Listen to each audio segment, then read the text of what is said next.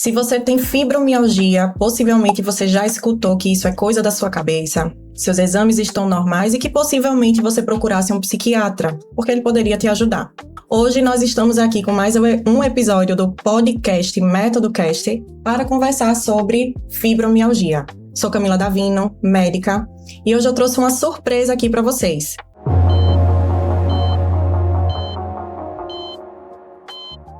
A psicóloga Fabiana Amorim, além de ser especialista em dor crônica, ela também tem fibromialgia. E hoje a gente vai conversar um pouquinho sobre o porquê que pessoas com fibromialgia vivem em estado de alerta. Seja muito bem-vinda, Fabiana. Muito obrigada. É um prazer muito grande estar aqui com vocês, né? E vamos partilhar hoje conhecimento, porque todo mundo precisa saber o que é de fato fibromialgia. Vamos lá. Estamos também, gente, com a responsável técnica do CER3 FUN Brasil, Adriana Davino. Ela vem hoje aqui como uma pessoa experiente no assunto, mas na parte técnica, na parte da gestão. Então, a dúvida que você tem aí, possivelmente, ela vai conversar aqui com a gente também, tá? Então, vamos lá? Vamos começar? Vamos começar. Adriana, se apresente, fala um pouquinho sobre você. Eu sou Adriana Davino, estou como responsável técnica do CER3 FUN Brasil. E é um desafio muito grande, porque o CER3, na verdade, é um centro especializado em reabilitação, onde o paciente lá é inserido com alguma funcionalidade comprometida, né? E a grande surpresa foi a questão da fibromialgia de tantos pacientes que nos procuraram, né? Então, ser gestão nessa situação é incrível, porque a gente poder ajudar e levar saúde para essas pessoas é muito interessante, é muito satisfatório, né? Então, estar na gestão do CER3, estar trazendo muito essa emoção para a gente. E com excelência, viu? Parabéns pelo grande trabalho que tá fazendo. E você, Fabiana, conta um pouquinho aí da tua trajetória, o que te fez, né, trabalhar com a parte da dor crônica. Hoje, como é que você atua? Qual é o tipo de paciente que você mais atende? Se é realmente o público da fibromialgia, se tem outros pacientes, né? Fala Sim. Um pouquinho da sua trajetória. Bom, em 2004, né, eu fiz uma especialização. Conversando com um professor, né, ele disse, olha, você poderia estudar dor, porque é um assunto muito importante e pouca gente conversa, fala sobre isso, né? Eu fiquei com aquilo na cabeça. Aí fui procurar. Você já tinha dor? Não, eu né? era chiquíssima. Aí eu fui procurar, fui pesquisar e achei um curso em Salvador, né, na Unifax, na faculdade Unifax, e fui lá fazer. Tava acabando a faculdade, então terminou a faculdade, fui lá fazer. E estudei 1 ano e meio. E, assim, eu não tinha noção de quão fértil é esse tema, né? E a minha turma tinha muitos profissionais, tinha até bailarina, né? Fazendo pós-graduação em clínica de dor. Então, a gente tinha discussões, assim, muito bacanas e muito ricas, porque tinha gente de todas as profissões, né? Os professores todos excelentes. E até hoje, quando eu vou aos encontros, aos congressos, eu encontro os professores que ainda são referência máxima, né, nesse assunto. E aí, quando eu concluí, né, não comecei a trabalhar com esse público de imediato, isso veio com um tempo depois, né? Agora, com a popularização da fibromialgia, isso aumentou consideravelmente, né? Isso aumentou consideravelmente a nossa procura para integrar a equipe de cuidados. Hoje o maior foco do seu atendimento é a fibromialgia? É a fibromialgia. É a fibromialgia, né? Uma outra dúvida, Fabiana. Tem muitos profissionais, psicólogos, especialistas em dor, em fibromialgia, porque eu senti tanta dificuldade. Já quis, assim, encaminhar vários pacientes e no começo eu senti muita dificuldade com isso. E eu vejo que é uma queixa de vários médicos, inclusive, entendeu? Que quer encaminhar para um psicólogo que seja realmente especializado em dor, né? Que consiga trabalhar aqueles traumas que a gente sabe que tem relação, que é isso que a gente vai conversar aqui, né, hoje. Sim. E a gente não encontra. Não tem. Não encontra porque realmente não tem, né? Porque eu acho que no estado tem eu só conheço mais uma, né, que também já fez essa formação há muito tempo, só que fez em São Paulo, mas não tem psicólogos aqui no estado que eu conheço, assim, com essa formação, não. Tava pra você abrir um curso. Vamos voltados aí para psicólogos, né, sim, quem sabe, já deixa aqui. É uma formação bem específica, mas assim, interessantíssima. Aqui não é tão popular, mas assim, no sul tem muita gente se especializando, porque realmente o psicólogo ele faz uma diferença muito grande na equipe, né? Os impactos psicológicos por conta do sofrimento que a dor crônica traz para nós é muito. Se retroalimentam. Se retroalimentam. Às vezes começa ali no emocional também, né? Aí começa a dor, aí aquela dor já gera mais sofrimento psíquico, aí retroalimenta aquilo que já existia e fica ali jogando, né? E sem falar também que não era muito divulgado, né? Então as pessoas com fibromialgia, muitas vezes, como você citou no começo, elas eram encaminhadas para procurar um psiquiatra, como se fosse algo da cabeça, da imaginação. Então elas eram muito retraídas, né? Então com a divulgação, com a demanda que está acontecendo, as pessoas estão se tratando, procurando mais, é um campo bem interessante, né? Porque a psicologia ajuda demais. Muito, muito. Praticamente, assim, todos os pacientes que eu tenho de fibromialgia, eu preciso desse suporte, tá? Psicológico. Não são todos que aceitam, né? Às vezes ele já vem com um psicólogo, ele já vem em tratamento, né? Mesmo que não seja especialista, mas ajuda, né? Se é especialista, melhor ainda, né? Na dor que eu tô falando. Mas vamos lá, hoje a gente vai conversar um pouquinho sobre a questão desses traumas que trazem tanta dor. E muitas vezes esses traumas, eles trazem dores psíquicas mesmo, né? Dor na alma, mas dor física também. E a gente vai falar um pouquinho sobre isso. Eu quero fazer a primeira pergunta para você, tá, Fabiana? A gente tá abrindo o primeiro bloco aqui, a dor que ninguém vê. Isso aqui é uma frase que a maioria, ou se não 100%, né, dos pacientes que têm dor crônica, que têm fibromialgia, fala. É uma dor que só eu sei, né, só eu sinto, porque principalmente a fibromialgia é algo que não deixa marcas. Então, você relatar para alguém que está sentindo, muitas vezes uma pessoa está de cama, né, relatando que tem dor, que não consegue levantar, não consegue fazer nada, e você olhar para ele, não vê uma lesão, não vê um arranhão sequer, você se questiona quando você não entende o que é a fibromialgia. E é sobre isso que a gente vai conversar aqui, justamente a dor que ninguém vê. Fabiana, o maior sofrimento de quem tem fibromialgia é a dor. Ou a sensação de não ser compreendido. Essa é uma queixa que eu vejo muito no consultório. Doutora, eu não sou compreendida por ninguém. E parece que isso aumenta a dor. Sim. Parece ou realmente aumenta? Como é que funciona aí? Aumenta consideravelmente. O paciente que tem fibromialgia, ele chega para você com um dossiê sobre a saúde dele, né? Ele chega com uma maleta de exames que a peregrinação, às vezes, ele passou por 5, 10, 15 anos peregrinando de médico em médico para descobrir uma dor que não aparece em exame nenhum, né? Uma dor que é difícil até você descrever e que muitos colegas, né, e muita gente da saúde desconhece ainda o que seja, né? Então, você fica de médico em médico, buscando saber o que é aquilo que é tão incapacitante, né? Eu costumo dizer assim, quando alguém pergunta, como foi que começou a sua dor? Eu digo, começou com uma dorzinha aqui, mas a gente sempre atribui alguma coisa que aconteceu. Ou você sentou numa cadeira, né, de mau jeito, ou seu colchão não presta, ou seu travesseiro tá ruim, ou então você, né, tá estressado, ou então assim, você faz academia e você fez um exercício de mau jeito, só que você vai correndo atrás de melhorar a dor não melhora, a dor melhora um pouco, mas depois volta, e isso faz você peregrinar de médico em médico. Isso pode demorar anos até você chegar no diagnóstico que realmente consiga explicar aquilo. E é muito ingênuo a gente pensar que todos esses anos peregrinando atrás de uma resposta não cause nenhum dano psicológico, né? Esse é um ponto.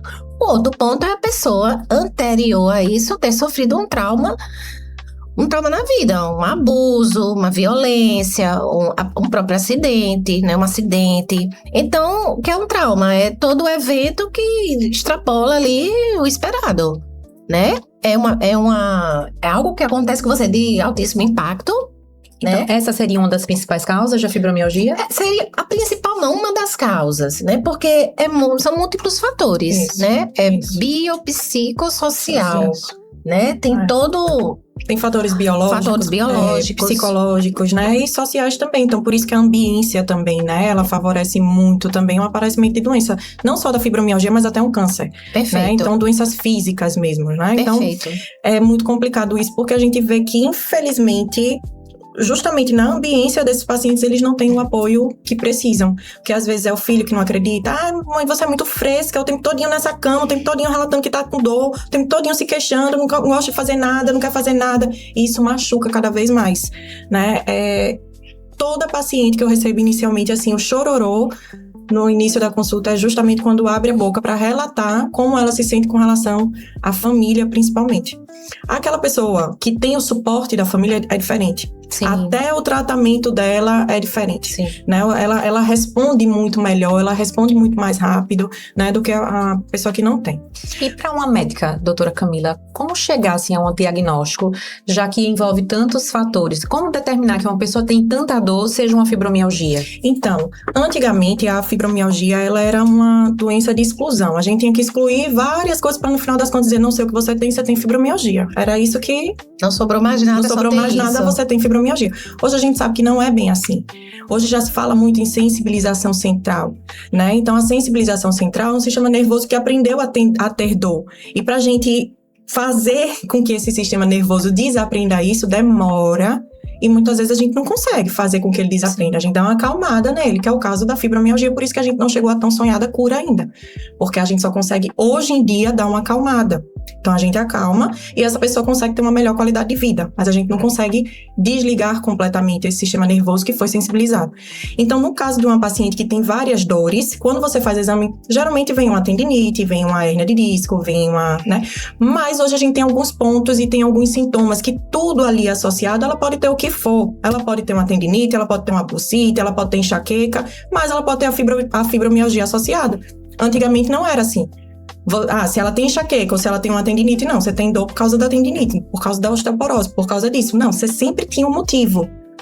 Mas se não existia, fez exame, não achou nada, é fibromialgia, hoje não é, tá? Então, a insônia, você junta tudo, né? Você viu os pontos de dor, né? Nos membros, na parte central, na coluna, nas pernas, nessa região aqui, né, do trapézio, associada a uma insônia, uma ansiedade, né, uma pessoa com instabilidade, uma labilidade emocional, né, uma pessoa que uma hora tá maravilhosamente bem, daqui a pouco ela tá cheia de dor que não levanta da cama, né? Então, assim, você vê, quando você vai puxar, aconteceu alguma coisa ali que refletiu naquela dor, né? Então, ela se estressou muito naquele dia, ou não teve uma noite de sono adequada, no outro dia ela não levanta da cama, não tem energia para nada. Então, são sintomas que, juntando, a gente coloca num pacotinho chamado fibromialgia, entendeu? É dessa forma. E assim, esses pacientes, eles chegam até nós encaminhados, né? Isso. Então, se o médico não tiver esse olhar atento para esse cuidado multidisciplinar, esse paciente, ele não chega até nós. Não. Ele não chega, porque ele quer... Ele acha que é uma condição que basta ele tomar um remédio, Isso. fazer um pouco de repouso, ou mudar uma coisa aqui e ali na vida dele e vai melhorar, né? E não é assim, a fibromialgia não é assim, né? E por que o tratamento multidisciplinar muda tanto a qualidade de vida desses pacientes? Porque é uma doença que ela envolve muitos, vamos dizer assim, muitos fatores juntos. Pilares. Né? Muitos pilares. Então, assim, tem a questão física que você tem que cuidar, né? Porque você tem que manter o seu corpo ativo. Tem os medicamentos que você precisa tomar para conter as crises, né? Tem a alimentação, que você precisa ficar de olho na alimentação. A doutora vai explicar melhor isso. Porque você vai ter que cuidar um pouco da alimentação. Essa coisa de comer fast food e demais tranqueiras, nada, né? não vai rolar. O corpo inflamado reclama. O corpo inflamado reclama, né? A gente tá falando de uma condição neurológica, uma dificuldade de neuromodulação da dor, né? Então, todas essas questões, quando olhadas, o tratamento, ele é bastante positivo, né? Eu costumo dizer assim, é um sistema nervoso, né? Então, assim, não é um comprimido que vai trazer você de volta ao que você era antes, porque tem um luto também, sabe? Isso. As pessoas chegam até nós e querem ter a vida que tinha antes. Era isso que eu ia perguntar. Existe um luto na fibromialgia? E é um luto...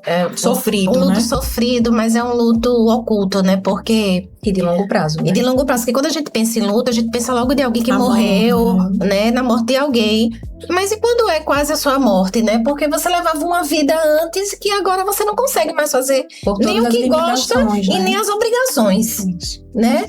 Então, isso realmente vem com um luto muito grande. E a gente, psicólogo, tem que estar atento a esse luto, né? Qual o grau desse luto, quais são as limitações, principalmente psicossociais dessa pessoa, porque é uma pessoa que muitas vezes fica numa condição de isolamento em casa, os amigos desistem de chamá-la para sair porque ela sempre nega, a família não acredita na dor. Olha, o que a gente leva, de preguiçosa. Já ouvi de muitos pacientes. De encostada, que não quer nada, né? Você, é horrível. Quer dizer que, além da dor, você ainda é desqualificado. E o luto, quando a gente fala, é justamente isso. Não é a saudade da pessoa que não tinha dor. Porque, às vezes, isso não é nem mencionado. É a saudade de quem ela era realmente. Porque a dor, ela limita. Né? A dor, ela traz a limitação. E a paciente, né? A pessoa, ela tem saudade justamente do que ela fazia sem a dor. Sim. Né? Então, sair para se divertir, pegar o filho no colo, passear no shopping. Eu tenho pacientes que a meta do tratamento é sair para passear com o filho no shopping, dar uma volta no shopping, porque não consegue fazer mais hoje em dia. É verdade. É a meta do tratamento da gente. Então, vocês podem ver que coisas básicas que a gente diz, dá uma volta no shopping, né? A gente olha de fora e diz é uma coisa básica, mas é uma meta de tratamento, porque é uma coisa que aquela pessoa não está conseguindo fazer devido à limitação da fibromialgia. E assim, tem a dor, tem. A gente até consegue se adaptar, né? Num certo nível consegue. Mas a fadiga... É o quê? Tem uma fadiga. A fadiga é muito limitante.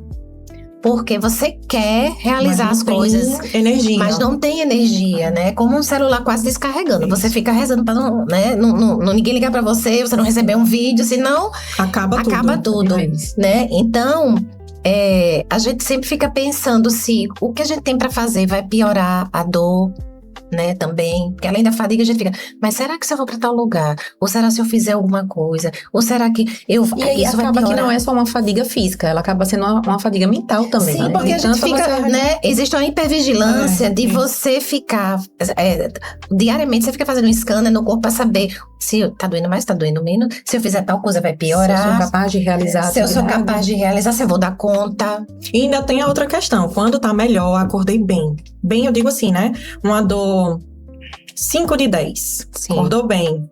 Hoje eu vou fazer tudo. Eu vou pra academia, correr atrás do prejuízo. No outro dia passa. Não, quer dizer, nos próximos dias. Nos próximos dias vem a ressaca. Porque não é um dia só, vem a ressaca. E aí é complicado. E, gente, você desacreditar de uma pessoa dessa, você acha que essa pessoa ia querer estar dentro de casa, sem trabalhar, sem se divertir com a família, sem conseguir lavar um copo, muitas vezes, né? E a gente questionar. E o que a gente poderia dizer para as pessoas, para os familiares, né? Os colegas, amigos, que entendem a fibromialgia como frescura? Procure se informar. Busque informação.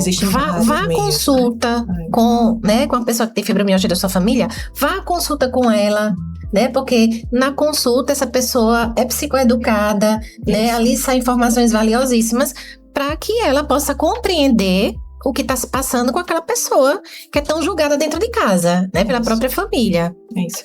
Vamos abrir aqui o segundo bloco, né? Com o perfil dos pacientes. Existe um perfil predominante nos pacientes de fibromialgia que você vê, assim, com frequência. Eu falo isso porque a gente sabe que não existe uma regra, né? Claro, para nada e muito menos para fibromialgia, que é algo tão amplo, né? Cada vez mais a gente tá entendendo melhor o que é realmente a fibro, né? Eu chamo essa querida de fibro, né? Amorosamente, para ver se ela relaxa um pouquinho, né? Então, estamos entendendo, mas você percebe um padrão, você percebe, né, características parecidas? Como é que funciona isso aí nos seus atendimentos? É a pessoa que quer levar o mundo nas costas.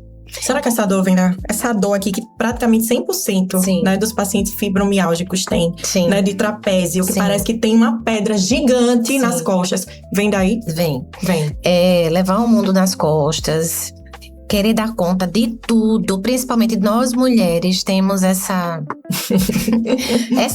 mania social, né, de achar que temos que dar conta de tudo, temos que dar conta de tudo e absolutamente tudo, e tudo não fica fora nada.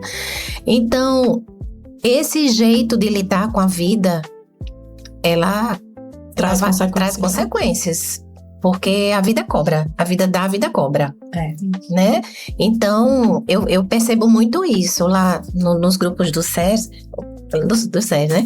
Na FUM Brasil, eu percebo muito que a maioria das mulheres, né, que se colocam nas rodas, né? Homens a gente tem pouquíssimo, né? 2. Isso, mas temos, Mas quando as mulheres se colocam no grupo, você vê que é um excesso de responsabilidades né? Todas. E uma culpa muito grande de não dar conta.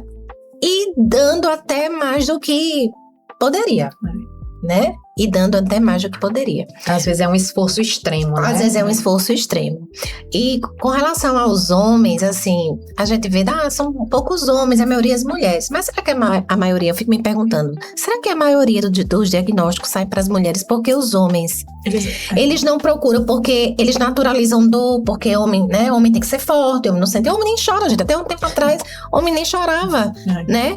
E será que esses homens não vão buscar, sentem dores, né?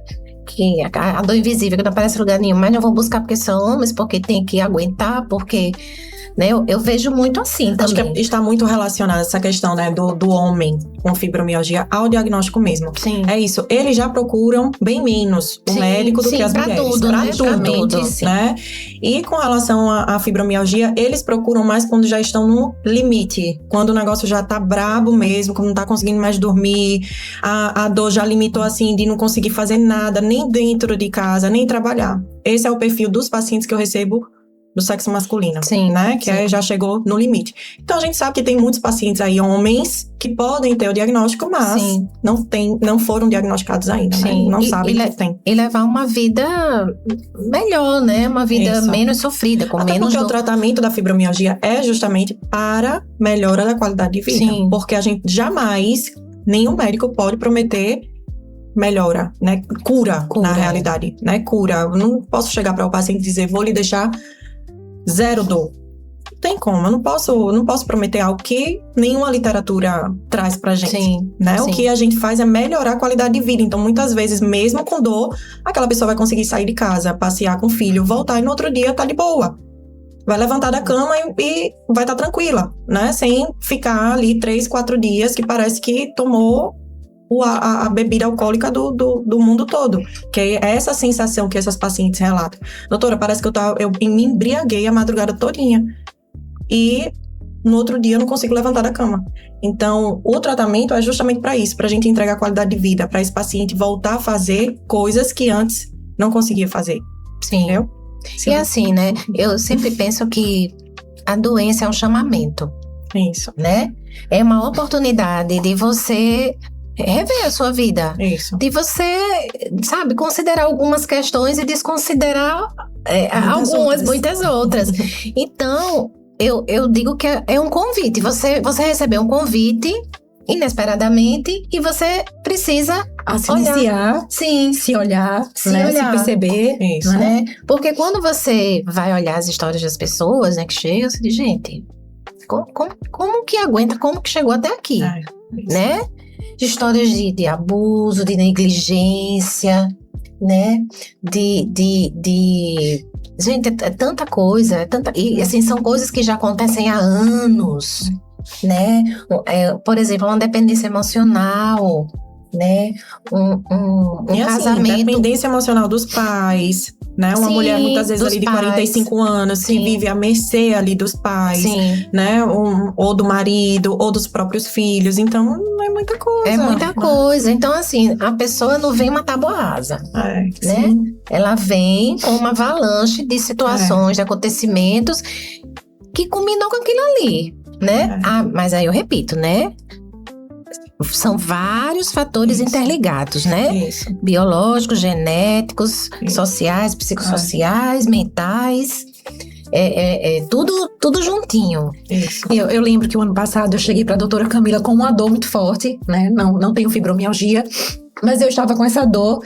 E a primeira pergunta que ela fez, né? Você está passando por alguma questão?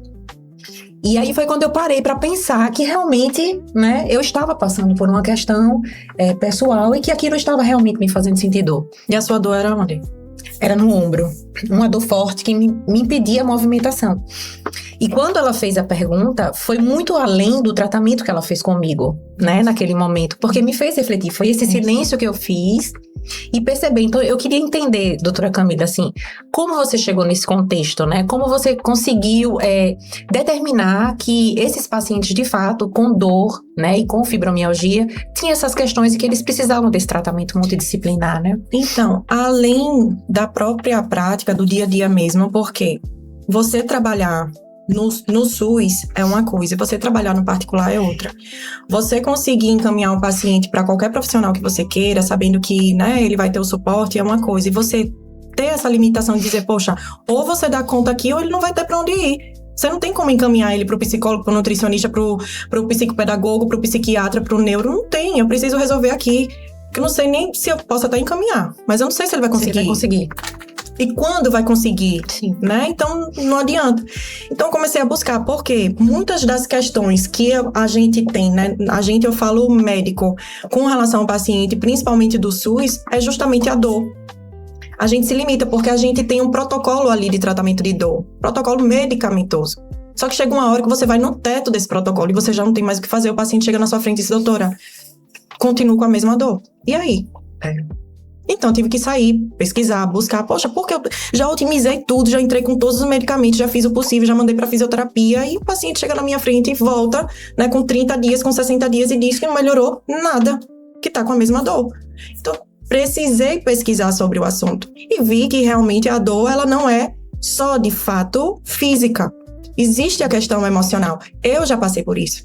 Né? 8 anos eu travei em cima de uma cama. Eu tenho hérnia de disco, estenose do canal vertebral, que isso acaba comprimindo, né, a minha medula. Tenho indicação cirúrgica, inclusive. Não quis fazer, optei pelo tratamento conservador. Estou me mantendo até agora. Sei o que fazer para me manter sem dor e procuro fazer isso. Tá? Então, até hoje, graças a Deus, depois dessa crise que eu tive, eu não tive mais dor. Mas, nesse momento, eu comecei a pesquisar sobre isso, que foi justamente o que começou a me aliviar a dor. Porque eu sou péssima, eu sou médica, gente, mas eu sou péssima para tomar remédio. Na minha casa, se você foi procurar uma dipirona, você vai ter que sair para comprar, tá? Porque remédio, só nos últimos dos casos mesmo. E foi justamente nessa situação. O que chegavam para mim e diziam, ó, tomei tal coisa e melhorou, eu tomava. Fui pro hospital, tomei morfina, nada resolvia. Eu tomava banho, urrando de dor. Era 3 minutos de banho, porque eu não conseguia ficar em pé, tá? Foi 1 mês de sofrimento. E aí eu comecei a escutar relatos de pessoas, né, falando sobre essa questão emocional. Comecei a entrar no YouTube, pesquisar artigos, e aí eu ia para o estudo, para tentar correlacionar alguma coisa, e vi que realmente era. Eu sou uma pessoa muito acelerada, eu acho que ninguém percebe, né? E aí eu sabia que eu precisava dar uma acalmada na minha mente. Eu disse, minha gente, como é que eu vou acalmar? Porque eu não gosto de pilates, eu não gosto de yoga, eu não gosto dessas coisas muito calmas. Sim. Só que eu ia precisar fazer algo desse tipo para desacelerar. E aí eu comecei a fazer exercícios respiratórios, meditação. Meu marido chegava em casa, eu tava com o YouTube nas alturas, meditando dentro do quarto. Acho que os vizinhos olhavam e diziam, essa mulher enlouqueceu, né? Porque na minha casa só tinha meditação. E eu comecei a fazer isso e comecei a melhorar. Foi quando eu comecei a responder ao tratamento medicamentoso. Então, não é que o medicamento não adiante, mas ele sozinho não vai fazer efeito. Quando você começa a associar várias coisas, você tem o efeito que você espera daquele medicamento, mas ele sozinho não dá. Então, eu comecei a acalmar o que estava agitado, comecei a trabalhar a questão que, na minha cabeça, me levou àquela crise, que depois eu comecei a associar. Tive essa questão, no outro dia, não fiz nada demais e acordei travada do nada. Como é que pode? É a gota d'água, eu digo que é a gota d'água, porque eu também escuto muito isso. Mas olha, eu não tava fazendo nada, eu só fui levantar da cadeira mas e me deu uma dor. Aí, de pinguinho em pinguinho enche, né? O balde esborra, né? Foi o que aconteceu comigo. E dali eu disse, poxa, se eu dormi desse jeito, eu acordei assim, o que foi que aconteceu antes? E antes disso? E comecei a trabalhar essas coisas. Isso foi por mim mesma. Eu comecei a buscar e eu comecei a associar isso. E quando eu comecei a trabalhar no SUS como médica, porque eu também sou físio e já trabalhei no SUS como fisioterapeuta e eu vi essas questões também, né? Eu comecei a enxergar o tratamento da dor de forma diferente. Eu disse, poxa, me encontrei. Por quê? Chegava um paciente diabético, um paciente com a pressão alta, eu não conseguia controlar se ele não controlasse a dor, porque a dor altera tudo. É verdade. Tudo. Aí eu otimizava os medicamentos da diabetes, otimizava os medicamentos da pressão e o paciente cheio de dor chegava lá com tudo descontrolado. Meu Deus do céu, e agora? vou fazer o quê com esse abençoado aqui? Sim, intervenção. Então, comecei a me especializar, procurar cursos, pós-graduações, né? Estou indo para São Paulo praticamente a cada 2 meses, trago intervenções novas, né? Acredito muito na neuromodulação como base do tratamento e tá dando super certo aí, tá? E, doutora, eu queria uma curiosidade bem interessante pra gente que tá lá no SER, né? Como é essa diferença de trabalhar no SUS? Porque não conheço nenhum outro lugar que faça esse tratamento. Nós somos pioneiros, né? Enquanto SER e SER3 com o Brasil. Então, eu queria que você trouxesse esse lado SUS que a gente tá tentando ofertar. Ou melhor, eu digo que a gente está ofertando de forma muito qualificada. O que eu já faço no particular com os meus pacientes, e eles pagam bem, né? Tem toda uma estrutura, né? Tem tudo ali. Eles me pagam bem para aquilo. Mas eles podem pagar. Né? Eles têm o meu tempo, 1h30, 2 horas ali comigo. Eu posso conversar. Uma semana eu converso sobre a alimentação, na outra sobre a hidratação, enquanto eu tô fazendo a intervenção, porque eu acredito muito na educação em saúde. Então, enquanto eu tô tratando o paciente, eu tô educando também com relação aos outros pilares que são importantes no tratamento da fibromialgia. Então, esse trabalho eu consigo fazer com esse paciente. Encaminho para tal especialista, para o psicólogo, trago os traumas dele, não que eu vá tratar, porque eu não sou psicóloga, mas eu trago e mostro, tá vendo aqui que você precisa tratar isso, porque senão você não vai responder ao tratamento. Como você fez comigo. E isso é muito importante, porque como eu falei, o paciente ele não chega até nós sozinho. Não. Pela questão da dor, não. Por outra questão, talvez. Mas pela questão da dor, não. Então, é muito importante que o médico também saiba encaminhá-lo. Porque senão ele vai dizer assim, ela disse que era coisa da minha cabeça. E como tantos já disse, eu não vou... Sabe, não vou procurar, não. Isso. E aí eu disse, não. O que é que eu posso fazer para trazer isso... que eu já faço no particular para o SUS. Eu pensei no grupo, né? Porque no grupo a gente vai conseguir trabalhar todos os pilares, né? Que a gente já trabalha. E está sendo essa maravilha, né? E o grupo, ele se ajuda. O próprio, a parte social que falta, né? Nos pacientes. O grupo se apoia, o grupo se ajuda. Porque eles têm as mesmas dores, né? Eles conseguem compartilhar. E é uma graça ali. Eles fazem, eles são amigos, assim. Você vê que quando chegam, eles se abraçam, né? Já há um laço importante, né?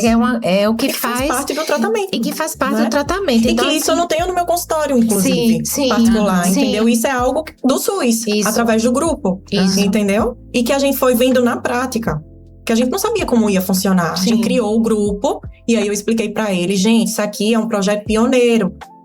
Então, a ideia é tratar a fibromialgia do jeito que precisa ser tratado, mas vocês são os primeiros, então vocês vão precisar trazer também o feedback de vocês, o que vocês estão achando. É interessante, porque eles têm as sessões individuais, né? Em todas as terapias, mas eles amam os grupos.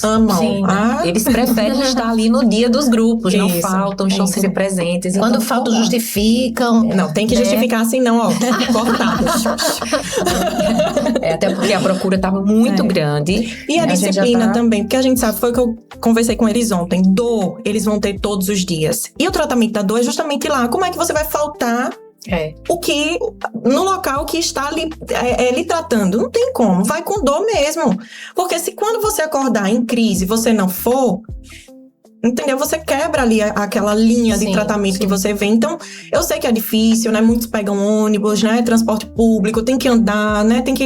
A gente entende, mas faça um esforço e vá, porque lá você vai sair aliviado, né? Vá chorando e volta sorrindo. Mas pronto, é o que elas dizem, né? Gente, abrindo aqui, né, o terceiro bloco, vamos falar um pouquinho sobre trauma. Como essas experiências influenciam o sistema nervoso? A gente falou, né, já deu uma introduzida aqui com relação a trauma, você já falou, já conceituou o trauma, mas como é que isso acaba influenciando o sistema nervoso? Porque há uma hiperexcitação na amígdala, aquela é uma glândula, né, lá no meio do cérebro, né? E quando o trauma, ela atinge o funcionamento dessa área do cérebro, né?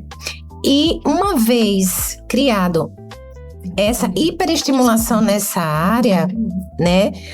Isso causa uma percepção diferenciada dessa pessoa sobre o ocorrido e tudo que ela vai viver pós-trauma, né?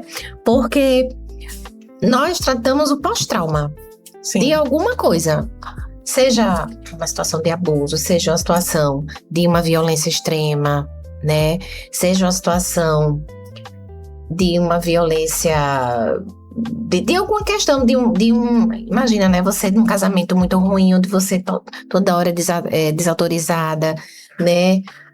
Sofre violência, muitas vezes até estupro. Então, assim, isso vai causando muitas sequelas, né, no sistema nervoso, no jeito de perceber, né, pós-trauma, como as coisas funcionam por conta dessa hiperexcitação da amígdala. Aí o pessoal diz assim, falam que é coisa da minha cabeça. E é. Né? Mas não como você tá pensando, né? Eu digo assim, não de forma imaginária. Não de forma imaginária, né? Ou inventada. O que tá fora muda o que tá dentro. Isso. Né? O cérebro é um órgão também. Sim. Assim como o pulmão, o intestino, né? E é um órgão que as pessoas têm medo ou acham que não é preciso olhar, né? Mas tá tudo ali, né? Então, quando você passa por um trauma, realmente... e aí a gente lida com o estresse pós-traumático, né? Que ele pode ocorrer 1 ano até depois do ocorrido. E essas pessoas, né, você já ouviu nos grupos as histórias que vêm. E são bem parecidas, né? E são bem parecidas. E algumas ali, né, por questões de vivência terríveis, né, desenvolveram isso aí. E desenvolvendo isso vem a dor. Né, porque a dor, ela pode ser um sintoma, mas também ela pode ser a própria doença. E fora isso, ainda tem a questão da culpa. Sim. Né? Muitos pacientes com fibromialgia se culpam muito. E se culpam, por exemplo, por descansar. Se culpam, né, por causa da dor em si. Poxa, eu não tô conseguindo fazer isso. Mas não consegue por causa da dor, né? Então, a culpa é algo que tá muito presente. A vergonha, o medo, né? medo. E é o que eu falo pra eles. Por que é tão importante a terapia, né? Você tem um acompanhamento ali com o terapeuta. Com o psicólogo. Porque ele vai lhe ensinar a enfrentar essas situações. Então, no momento de raiva, no momento de medo, que você geralmente esconde, né, essas emoções, mas elas precisam ser sentidas. Sim. Né? A emoção, ela vem na forma de sentimento. Sim. O corpo precisa sentir aquilo. Mas quando você engole seco, querem pegar no pescoço de né? Mas você sorriu, aquilo tá guardado. E ela vem de algum jeito. E para quem já tem essa predisposição à dor, ela vai vir no formato de dor. E assim, né? assim, muitos pacientes, eles vêm apresentando ansiedade, depressão. E isso pode ser anterior à própria dor. Isso. Ou no processo, né, de desenvolvimento ali da dor. E geralmente, esses estados, eu digo que nosso emocional, nosso psiquismo é um iceberg, né? O que tá fora da água é o que a gente vê. Você vê uma depressão, você vê uma ansiedade, você vê um estresse pós-traumático. Mas lá no fundo, né? O nosso trabalho é saber o que é que tá lá na base do iceberg. Que é o que ninguém vê, mas é o que sustenta. Isso. Então, o que pode estar sustentando aquela ansiedade, aquela depressão e demais transtornos? Uma raiva muito grande, um medo muito grande de coisas vividas, né? Eu lembro, Fabiana, uma vergonha. Isso, em terapia, né? Eu já ouvi assim, mas você tem que entrar no ouvido e sair no outro. Não é fácil, né? E aí, quando eu demonstrei isso, que realmente não é fácil, a resposta me veio assim, você não pode ser esponja.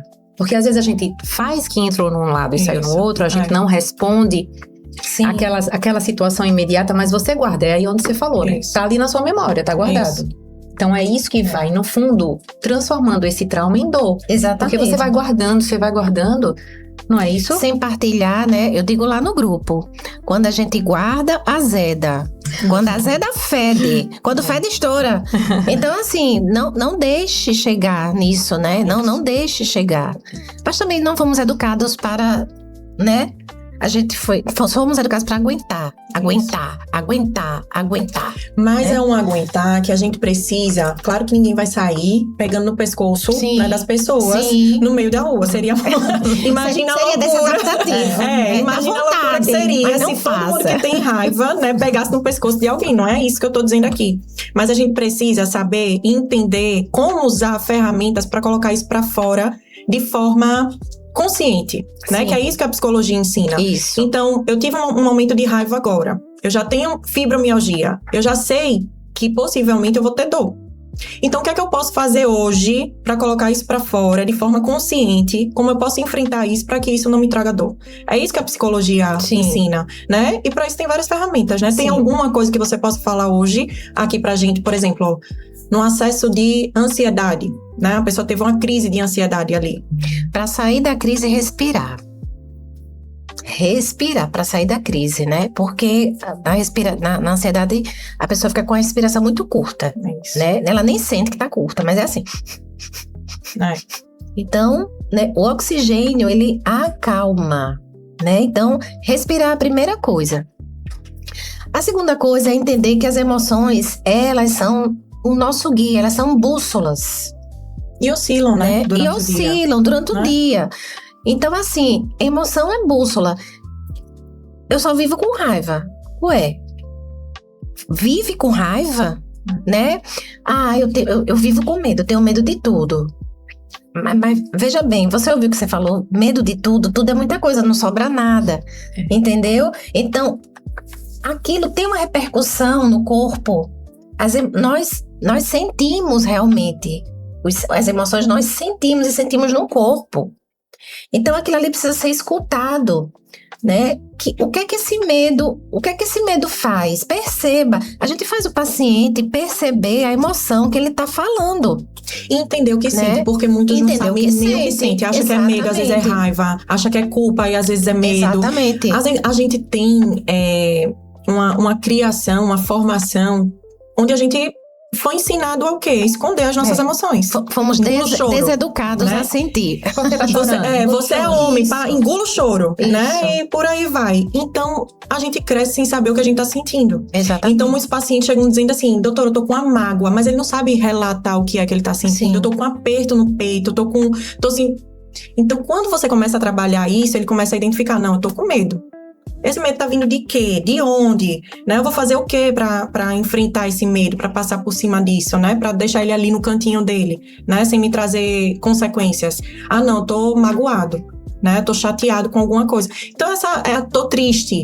Tristeza todo mundo tem, né? A gente oscila, como eu falei, a gente oscila nas emoções, que são frequências, né? Existe uma escala das emoções que eu estudo muito sobre isso, inclusive, e acredito muito. E a gente oscila nessa escala. Uma hora você tá triste, daqui a pouco você tá feliz, daqui a pouco você tá radiante, daqui a pouco você tá cansado, daqui a pouco você tá magoado. E assim vai. Você não fica ali preso numa emoção. Mas essa emoção que você tá falando é aquela emoção, vamos dizer assim...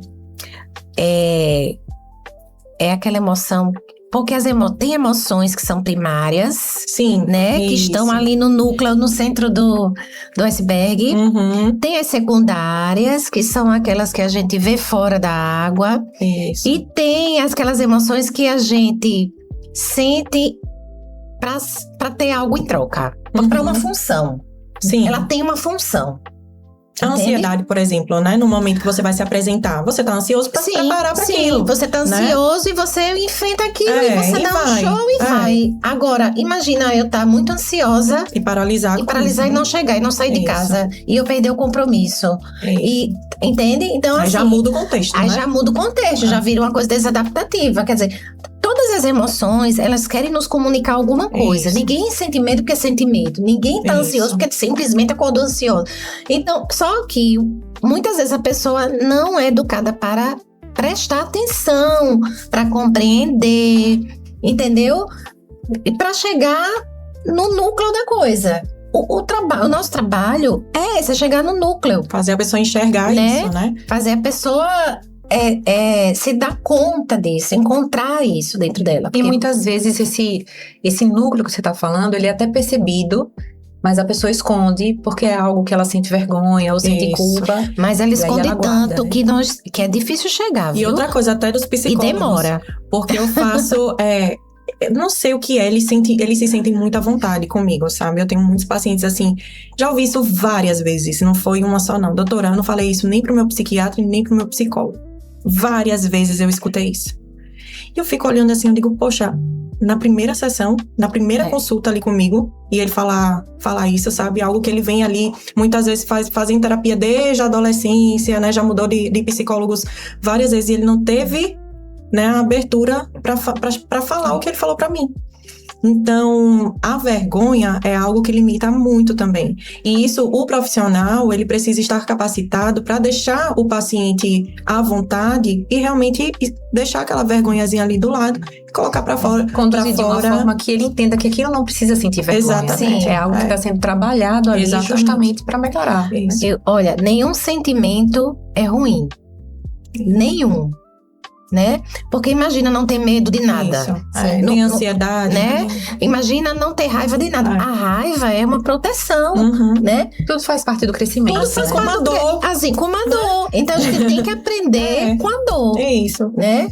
Poderíamos aprender de outro jeito. Mas temos que aprender com a dor. A dor é assim, viva sua vida, agora com dor. Vamos trabalhar para ter menos dor. Né, para ficar menos incapacitante. Isso. Né, para descobrir outras coisas que você antes não sabia que existia, mas que agora você pode ser até que goste, né? Então a dor é um convite para você olhar a vida numa outra perspectiva e descobrir novas formas de viver. E é por isso que existe uma equipe, né? Exatamente. Para te auxiliar nisso, né? Uma equipe de referência agora. Eu acho que Alagoas, Maceió, tomara que se estenda para os outros municípios, né? Esse oásis. Porque uma pessoa que tem dor crônica, ela peregrina. É uma peregrinação. Vai aqui, vai ali, vai acolá, né? E um centro que você tenha um cuidado integrado ali, naquele mesmo lugar, facilita muitíssimo.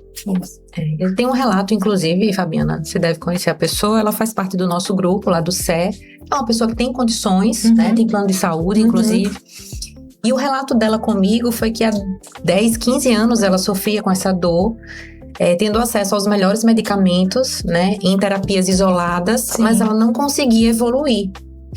E em apenas 3, 4 meses que ela tá no grupo da FUNBrasil, né, do nosso CE, ela falou que a vida dela já melhorou em 80%. Então, assim, isso é um relato incrível de como realmente está funcionando, né?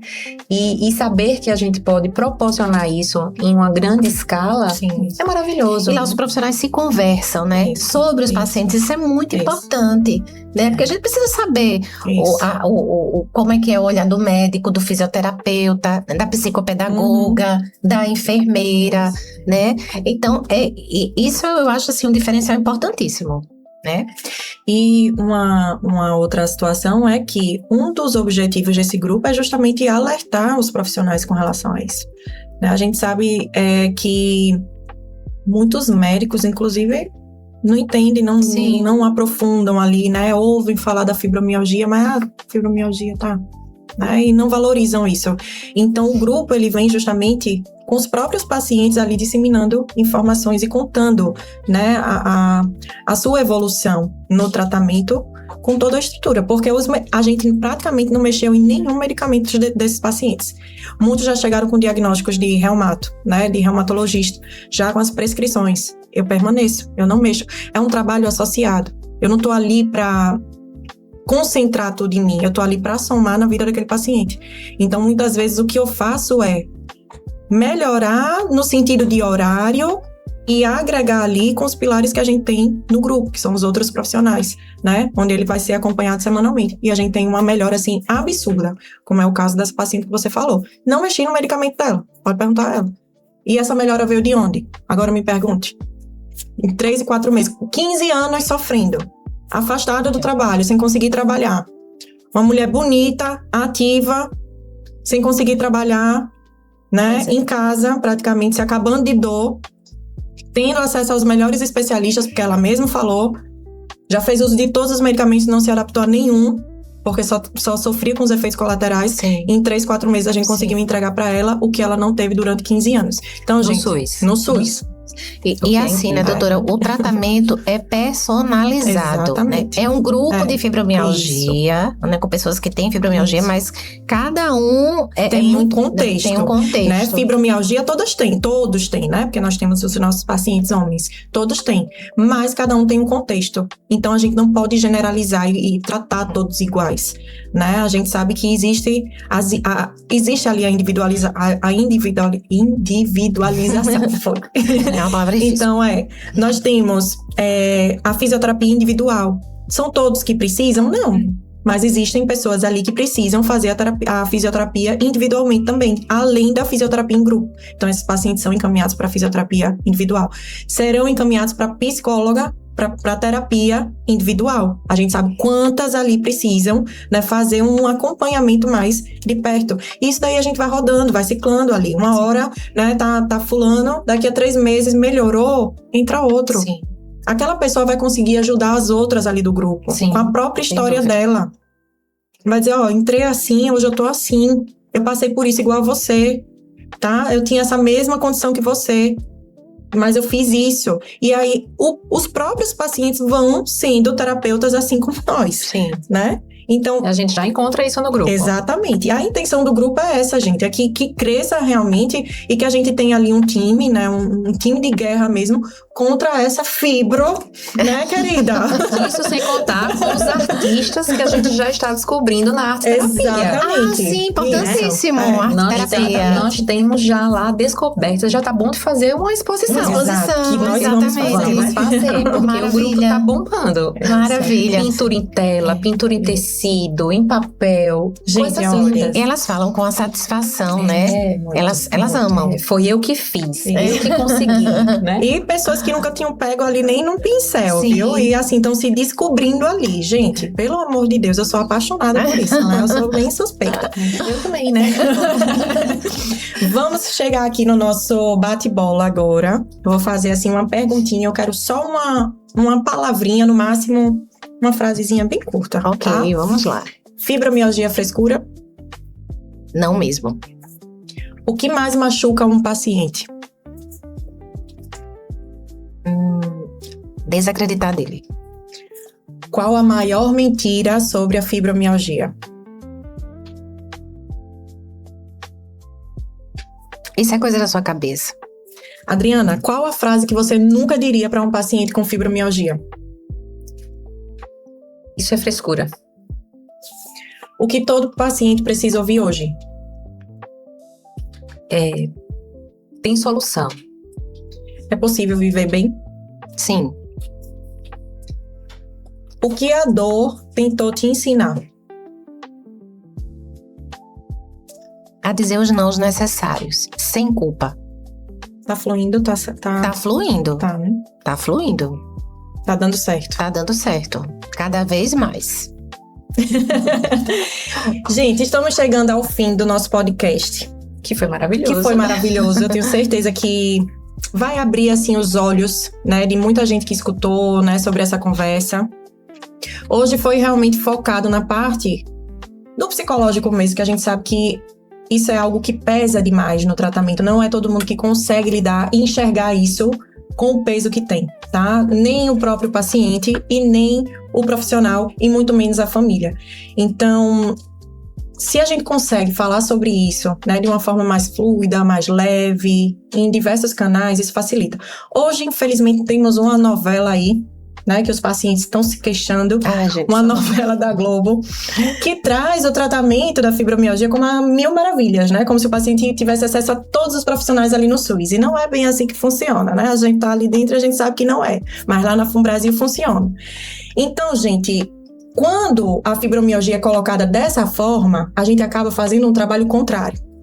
A gente não está divulgando ali o que é realmente a fibromialgia. Porque a mulher sai, trabalha, faz as coisas dentro de casa, né? Vai pro SUS, tem todos os atendimentos, volta, mal se queixa de dor. Mal se queixa. Quem olha, acha que fibromialgia é aquilo. E não é. Ou seja, né? Quem tá em casa é preguiça. É preguiça, né? É porque não quer fazer, é frescura, não quer fazer as coisas, né?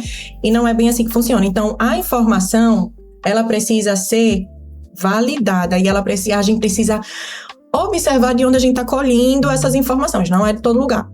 tá? A novela é uma delas. Então, cuidado com isso. A novela tá bem desinformada, na verdade. Tá bem desinformada, né? Assim, eu acompanho vários grupos, inclusive, né, de fibromialgia fora.